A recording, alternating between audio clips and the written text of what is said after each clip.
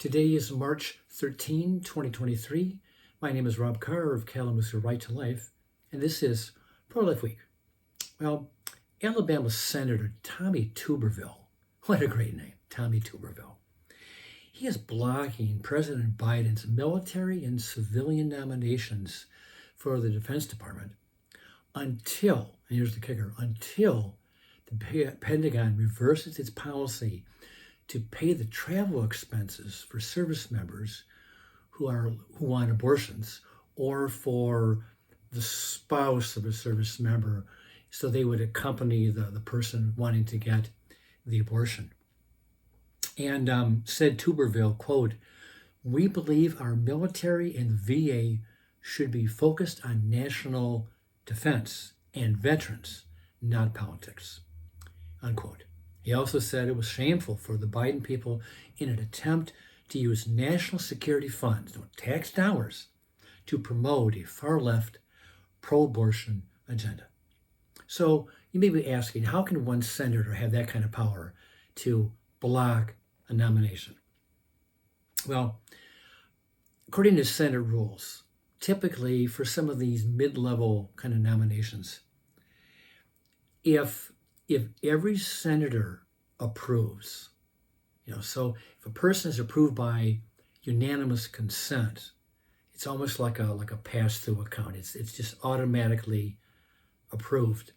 But if one senator or a handful of senators, but not here in this case, if one senator objects to the nomination for whatever reason, and voices that objection, then the Senate has to go into slow mode, so to speak, and they have to kind of hash out this whole issue with debate, and it just slows down the process. And this is not to say that Biden will not get these nominations through, because the Democrats still do control the Senate, but it does slow down the process. But it does show that the Biden administration is using every opportunity they can get, every single time, to advance a pro-abortion agenda. These Democrats, they just will not say no. They will fight to the death to maintain abortion access in every situation. And Biden is relentless. For a guy who claims to be a practicing Catholic, who agrees with his church on abortion, for a guy that agrees with his church that the sanctity of human life, he is relentless in advancing a pro-abortion agenda. Okay, next item. There's a small town in Nevada called West Wendover. It's about 50 feet or 100 feet across the state line from Utah. And literally 10 feet across the state line into Nevada, there are two casinos. Remember, this is Nevada, so apparently you can't have casinos in Utah, but you sure as heck can have them in Nevada, like in Las Vegas. So there are two casinos, and according to Google Maps that I checked this morning, the service entrance, or the driveway into one of these casinos is in Utah. The entrance is in Utah, but the parking lot and the casino are in Nevada. I mean, it's that close to the line. It's just right there. Well, because Utah is primarily a pro-life state, and they're trying to advance more pro-life legislation to ban most abortions, and because Nevada is generally a pro-abortion state, trying to pass more legislation making abortion legal through all stages of pregnancy, the pro-abortion forces in Nevada are trying to establish clinics near the Utah border to accommodate Utahns, if that's the right word, women in Utah, to get abortions. And since West Wendover is right there on the border, this was a good location to put a clinic. And Planned Parenthood applied for a building permit. Well, good news, by a 4-1 vote, the city council rejected the permit by Planned Parenthood. And the one yes vote was the mayor, and her complaint in general, is that healthcare, quote, healthcare has been the number one complaint about living in West Wendover for years. Prenatal care usually involves 10 to 15 visits to the doctor during pregnancy, unquote. Okay, that's a fair argument. It's a small town, about 4,000 people. It's in the middle of the desert.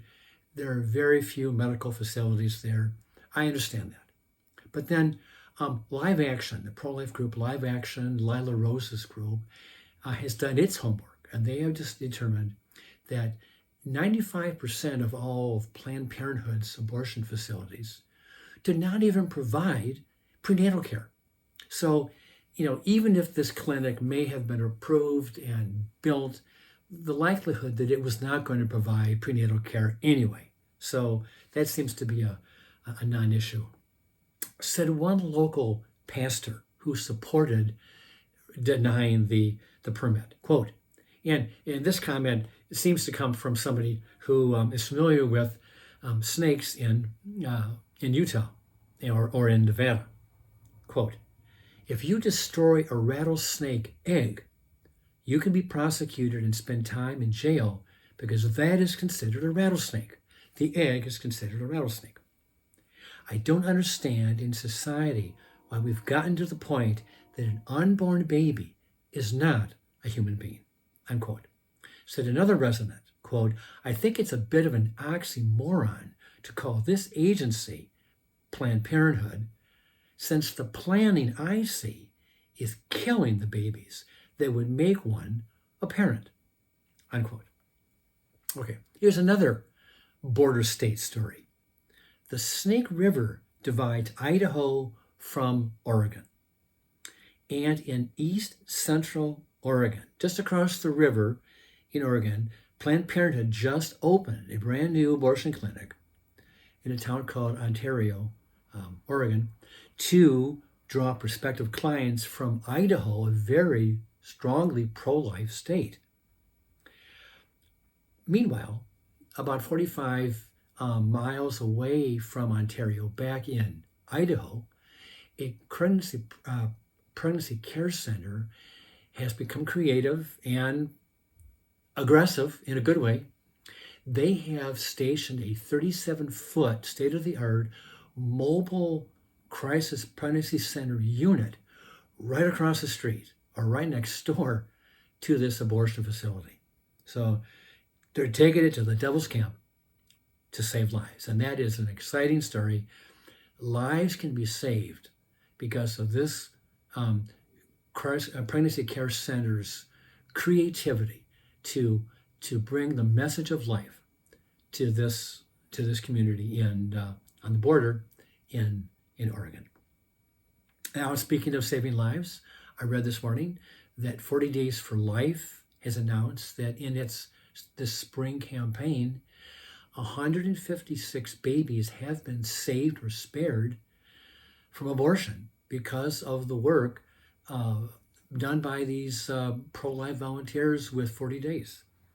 And that is great news. And I'd like to think that 10, 15 years from now, that the birth mom, or even if it's like an adoptive parent that knows the story, would be able to tell that boy or girl not just how close they came from being killed through an abortion, not just that, but how much value they bring to this family, how much joy and laughter and vitality that little child brings to the family. I just like to think that can be communicated to these kids, how much they're wanted and loved by these parents. Okay, last item. According to sources close to the governor, Ron DeSantis, governor of Florida, is expected to announce probably in May that he is running for the GOP nomination to become our next president. He would make, if he does announce, he would make the fourth person to officially announce his intentions to run for president. And I make no bones. I'll be perfectly honest. I make no bones about the fact that I do like Ron DeSantis. I like him a lot. And when I compare him to Donald Trump, I see DeSantis as the kind of guy that would advance or promote all the same conservative, pro-America policies that Trump had, without a lot of that drama that Trump brings. I mean, we have to remember how much the media and the Democrats, but I'm thinking primarily the media, how much they despise Donald Trump. I mean, they just loathed him, and they do loathe him. I mean, you look at MSNBC's website, and you'd think there was nothing in the news other than the January 6th hearings, or how they're going to indict Trump and force him not to be able to run for president. I mean, everything on MSNBC is geared toward Donald Trump, and he hasn't been president in over 2 years, but still he's the number one focal point for this media outlet. It's so liberal. It's just way beyond the pale. Anyway, so having said that about how much the liberals or the media hates Donald Trump, there's always two sides to every story. There's always two sides. And the media cannot stand Ron DeSantis either. They hate his guts too, with a passion. And I think they hate him because I think they fear him. I think they recognize in DeSantis a formidable candidate who can go up against Joe Biden, who would, if he's reelected in 2024, he would be 82 years old when he takes the oath of office in January of 2025. Ron DeSantis, I believe, is 45 or 46 years old. He's just a kid. And compared to Biden, he really is a kid. But I think he brings youth and vitality and excitement, and he has turned our purple state, Florida, into a red state. And I think Ron DeSantis would make a great president. With that, I will let you go, and I will see you next time.